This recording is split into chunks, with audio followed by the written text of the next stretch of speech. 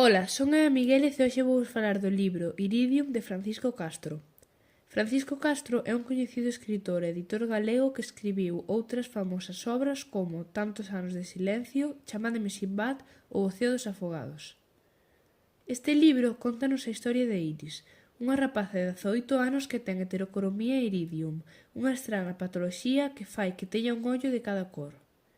Debido a isto, cando ten 14 anos, decide abrir unha conta de Instagram co nome Iridium, na que sube fotografías dos seus peculiares ollos.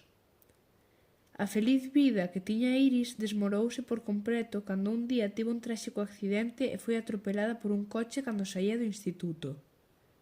Isto provocou que moitas cousas que antes realizaba con total normalidade, como falar e mesmo andar, agora sexan todo un reto para ela. Conseguirá Iris recuperar a súa vida e volver a ser feliz? Gustoume moito este libro, xa que é moi sinxelo e divertido de ler e transmite moitas ensinanzas moi importantes para a nosa vida.